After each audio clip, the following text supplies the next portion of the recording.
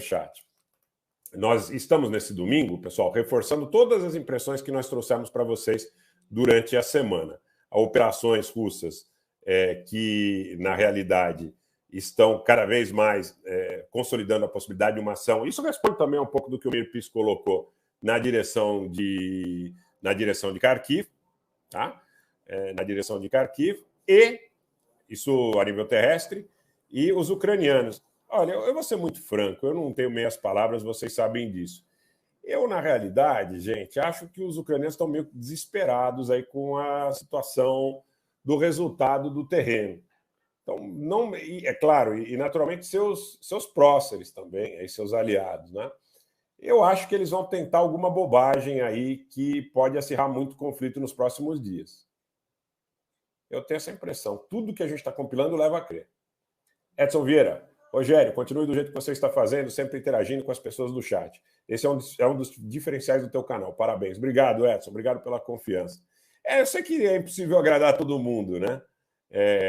Na realidade, muita gente gostaria que a gente atendesse um desejo individual, mas aqui é um caso em que essa estrutura toda das pessoas que estão conosco, nos aportando informação, nos apoiando, nos dando subsídio de todas as formas e todas as montas, deve ser priorizado.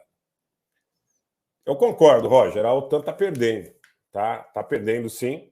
A situação dessa questão aí da Lituânia precisa ser bem observada, porque na Lituânia, ontem, foram colocadas em pauta, foram colocadas em vigor as restrições ao transporte do cimento e dos derivados alcoólicos russos, né, em direção a Kaliningrado.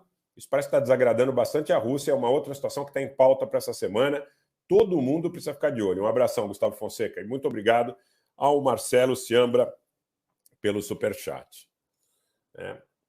Olha, eu vejo sim como possível. Muita gente ontem me mandou mensagem perguntando sobre o que eu falei em relação à possível interrupção do fato aí da fronteira polonesa, né?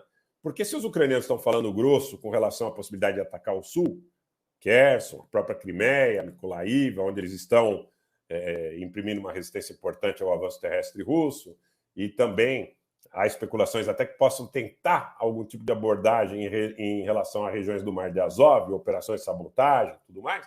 Eu vejo assim, pessoal, tudo isso está acontecendo porque a fronteira da Polônia está aberta para o ingresso de armas que vêm dos Estados Unidos, da Grã-Bretanha e da OTAN de um modo geral.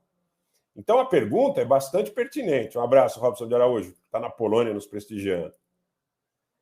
Eu acho a pergunta muito pertinente e vejo que a questão aí do fechamento da fronteira polonesa também não pode ser desconsiderada. Então, se a gente colocasse aí numa ordem de prioridade, eu vejo com muito... Depois nós vamos conversar depois, porque isso aqui são previsões, eu posso estar enganado, naturalmente. Nós vamos conversar na medida em que as coisas aconteçam. Mas vamos pensar no seguinte, eu vejo como possíveis pontos de atrito e de progresso desse conflito no sentido, inclusive, preocupante na próxima semana.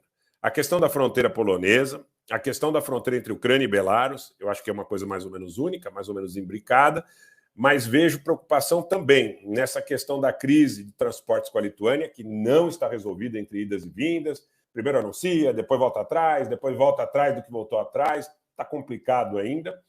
E toda a preocupação no sentido de verificar ações que os ucranianos empreendam contra a Crimeia ou contra regiões onde o domínio russo já está consolidado ao sul, o que pode gerar uma onda de retaliações e réplicas e tréplicas.